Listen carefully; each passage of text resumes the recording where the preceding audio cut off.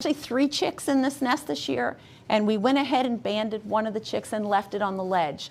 That helps the adults calm down and not be quite as stressed. They're not that great at counting, or at least they don't care that as long as they have a chick on the nest to take care of, you know, their stress level goes way down. So we did that to make their life easier, and then you're going to get to see these 2 chicks that we're going to take care of today.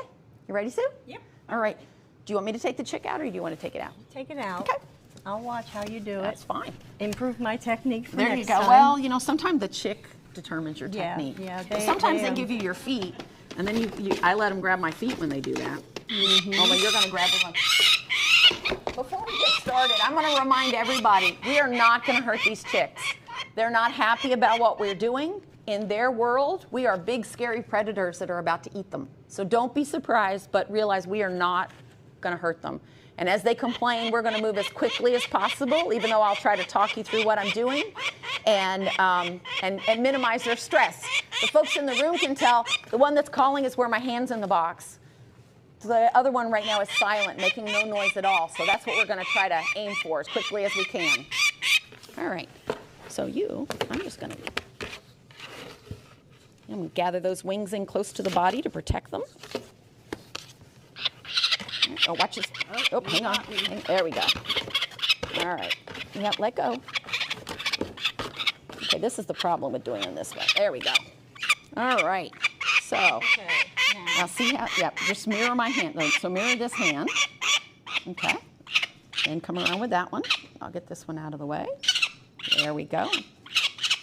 Now you let me know if you're comfortable with the hold and you've got it out of your way. Okay, this one wing is loose. It's the same one as the other That's bird. all right. We're going to let him grab my hand. There we go. Get your tuck in there. That one good? Now I feel Okay. much better. How do you feel about this one, okay? This one is good. Okay. All right, you can come this way a little bit, but hold your arms at an angle that's comfortable for you. This is good. And if you get uncomfortable, you let me know. All right. So I'll remind everybody that we'll do these. This is 42. Yep. And 92. Yep. Okay. Raptor means clutching. Peregrine falcons are one of our raptors, and they clutch subconsciously. So when he relaxes, see those feet kind of relax into a clutch. For him to open his feet, he has to actually think about it. And so that's fine for us right now, but when he grabs a hold of something, it's awfully hard to get him to let go until he relaxes. So I'm going to be manipulating him a little bit to address that and contain it in a way that's productive for us. The bird's going to get 2 different bands. You can see a couple of them right here. They're going to get a Fish and Wildlife Service band, which is this silver one that's really hard to read from a distance. You need them in hand. And then they're going to get a color band, which is something that someone with a pair of binoculars or a spotting scope, a good camera, at least has the opportunity to read. They still can be tricky to read, but it's much more likely you're going to be able to read those. We're a little spoiled with peregrines because so many people are interested and have really good optics that we get a lot of resightings of birds that we can identify based on those color bands. So we really enjoy that. That is his right leg. I had to think about that for just a second. Peregrines have strong bills, so we have to put a little bit heavier duty band on them than we do some of the other birds. And so the Fish and Wildlife Service band has a big flange on it that I'm crimping, and that's again just so that it can't get its bill in there and pull this band off. If all goes well, it will wear this band the rest of its life. And so no matter where it might end up as a breeder, anyone that finds the band and reads it will be able to contact the bird banding lab, find out that it was banded today here at Rachel Carson by myself. I said its sex was unknown, even though there's a good chance it's a female. But I understand this male tends to produce chicks with big legs. So it might be a really big-legged male. It's possible. There we go. And I'm just making sure that the edges all line up here so that there's nothing that could scratch or be sharp. If you'll look on the back of that, nope, stop. There you go. Give me one of the greens. This chick is going to get a piece of green tape on his Fish and Wildlife Service band because they are impossible to read, with a pair of binoculars at a distance. But this will help, especially here where we have this great crew of volunteers. If they only see, and the birds are really good at this, if they only see the leg with the Fish and Wildlife Service band, they're going to see this piece of green tape and know this is the green fledgling. It won't last forever, but it'll last for a while. There are other green fledglings in the state, so once this bird's out moving around, it won't be that helpful. But while, for the week or couple of weeks that they stay here close to Rachel Carson, it'll be really helpful for them. This is the other band, the color band, that's a little easier to read. It's got a 4-digit alphanumeric on it. It is unique for peregrines, but it is only unique for peregrines. There might be some other species that's using a similar, the researchers for that species are using a similar band. Where that Fish and Wildlife Service band, that's like your Social Security number. There is only one bird in the world that ends up with that number. So even if you only found the band and didn't find the bird,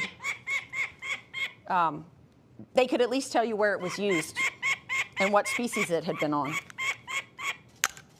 Okay. There's his rivet bands. You can see those are a little quicker to put on. Let's see here now. We'll check his eyes, which look good. His throat's clean. Hi. Yeah, I know you don't like this. I'm sorry. Yeah, go ahead and foot me. Yeah, okay. All right. Let's see. His feet look good. His vent looks good. You got a wing out. I got him. Got him? Okay. Keel looks good. All right. That was real quick and dirty, but we got all his parts checked. We are going to weigh him now. You've still got him good? Okay. If it changes, just let me know while we get this. Nope, I got a good grip. We'll call that 30 again. We always check it because sometimes they leave surprises in there. All right. We're going to tip him head first down in there. Oh, hang on. I got to get over a wing. Oh, the wing got loose again, huh? That's okay. Sorry. Now it's okay for it to be loose. And we're just going to get a weight here. This chick might bottom out our scale. Oh, not quite. Good. It is 910. Yeah, probably. All right, so then we're just going to take him out of here. Got a good hold of these legs while I get the bag off. Would you just pinch that scale so it comes off there for me? Thank you.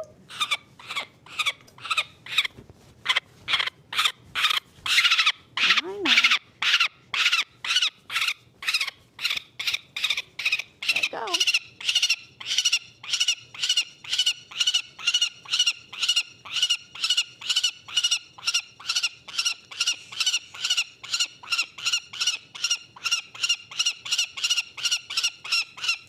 All right, there you go.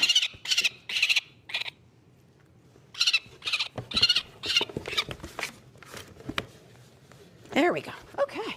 Whew. Yeah. You think? Yep. Well, I can imagine. Granted, most predators would kill a prey item quickly, but if you didn't, that might make you let go. It's pretty loud and obnoxious. Okay. Oh, that's right. I had a moment of thinking that was a bird down there. All right. Let's see here. There you are. Yeah. Oh, you're gonna do feet first. We can do feet first. All right. Hang on. Yeah. Let me get a hold of you.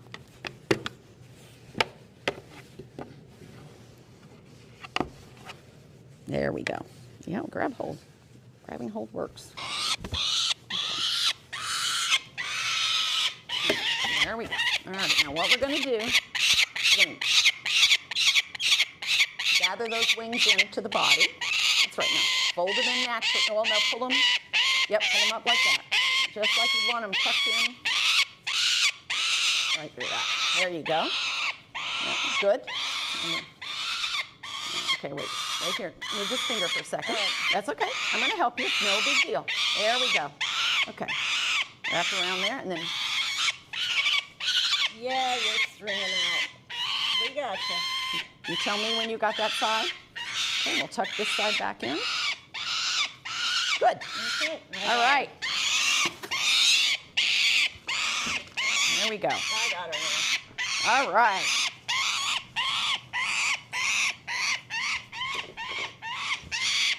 Whoops.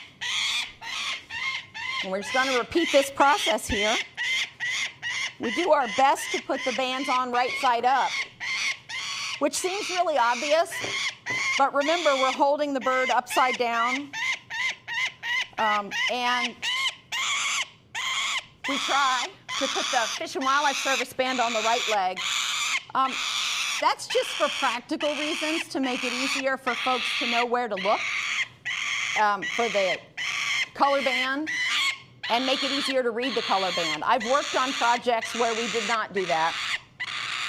And if you're working on woodpeckers that hang upside down, you just kind of get used to it, and you have to readjust what you're seeing based on what the birds are doing. But luckily for us, these guys tend to stay upright, and it tends not to be much of an issue.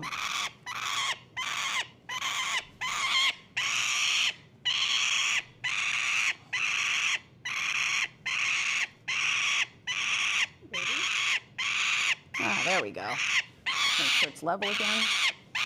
All right, so this is the band that ends 93. Okay, good. And it's going to get, if you'll give me the red piece. She's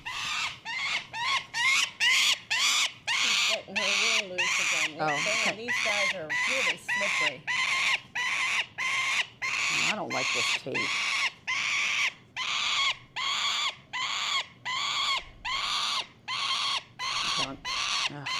All right, we're gonna do a new piece of tape. If you'll look in here, there's,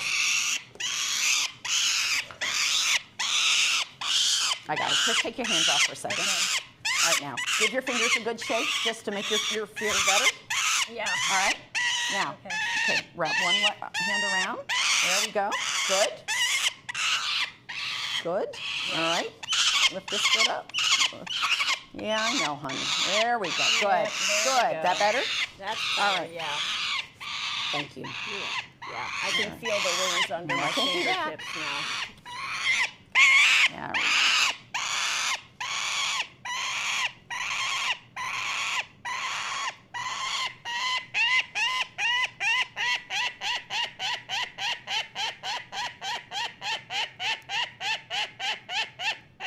I don't know how long this one's going to stay on. This is terrible tape.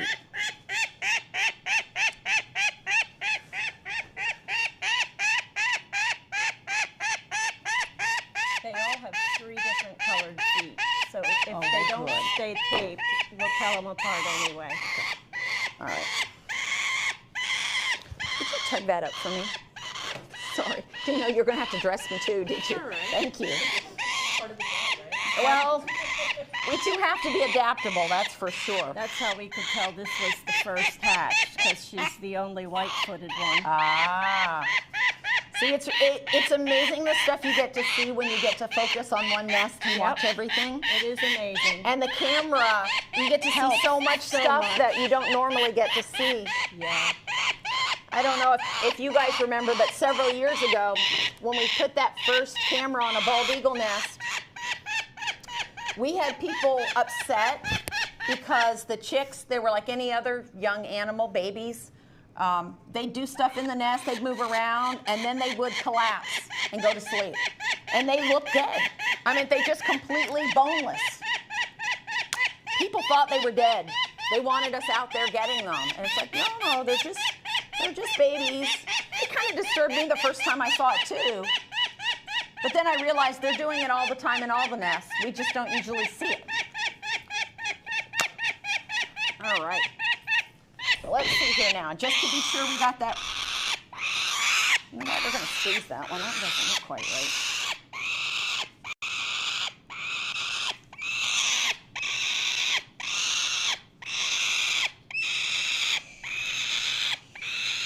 You're going to tire yourself out. All right.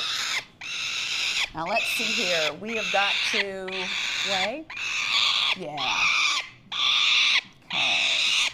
Everything looks good. Feet, heel, all that's good. We're going to weigh this little booger.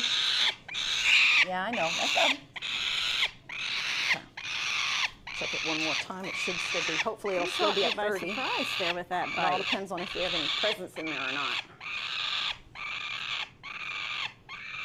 Yeah, it's still 30.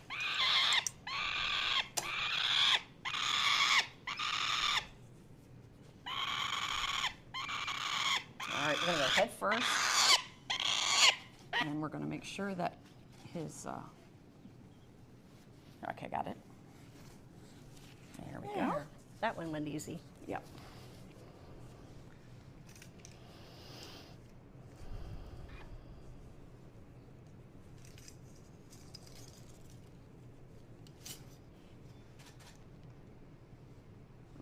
Holly, I'm going to let you read that if you can. Where am I looking down here? Yeah, that line down, yeah. So it'd be like 9, is that 9.5. 9.50? Yeah, Yeah. yeah, 9.50. So not quite, but almost bottomed out the scale for us. Yeah. Oops, this one's the one that's occupied. Here's the empty. And I will hold this one up for folks as well if you want one more chance at a picture this year. At least a picture not on the camera. So I think someone was saying before, I'm pretty sure, you know, these birds will be on the nest ledge for a bit longer. Another, I'd have to do the math. 10 days. Thank you. I was going to say a couple weeks, but yeah, about 10 more days, give or take. They are individuals. They might fledge on different days. Get his legs here so you can see. I know. There we go. There we go. He's already basically the size of the adults. It's just that his feathers have to keep growing so that he'll be able to fly. All right? And put him back in here. Quieten that little fella down. Let go now. And hopefully no one will ever touch you again because you won't end up on the ground. There we go. All right, folks. I'll be glad to answer any other questions you might have, but the fun stuff's over. Yes, ma'am. So when you said 9.10 and 9.5, what weight measurement are you using? Grams. And that's the total weight with the bag. The bag's about, this particular bag's about 30 grams. We did weigh it each time. Sometimes there are little presents left behind. And so the weight of the bag can change. But yeah. And what's a typical male and female weight? Oh, that's a great question. You know, it varies a lot because it depends on when they last ate. If they've got, one of the things I was looking at was their crop, so how much food is sitting right here in their throat. And if they just ate, then it'll throw off the weight. But I certainly have some females that bottom out. So this scale goes up to 1 kilogram, and some of them are beyond that. I know I've had males maybe like 750 grams, give or take. They can also vary by the age we band at. We're really spoiled again here because since we have the camera, we know which day they hatched, and I'm able to narrow down the window of banding so it's sort of optimal for them. But they could have been banded, say, a week earlier, then all those weights would have been lighter. But beyond about, if you did it more than a week, then their legs haven't grown enough for the bands to be comfortable on their legs.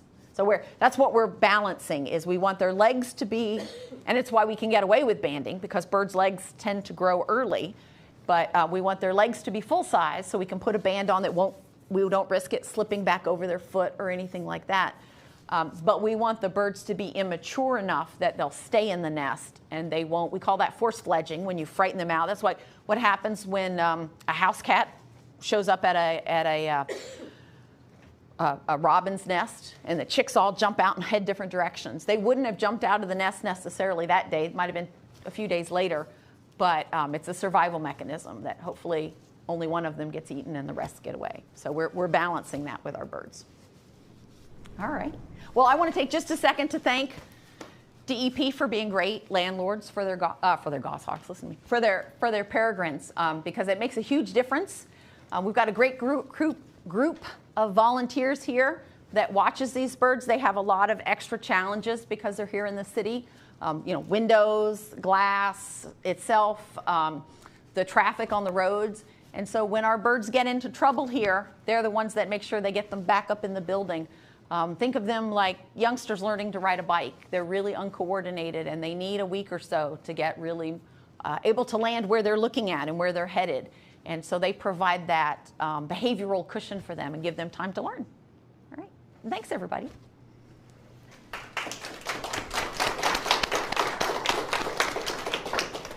I wanted to say a few words also, and thank you so much, Patty, and thanks for the coaching. That's really great to get a little more confident in handling every time.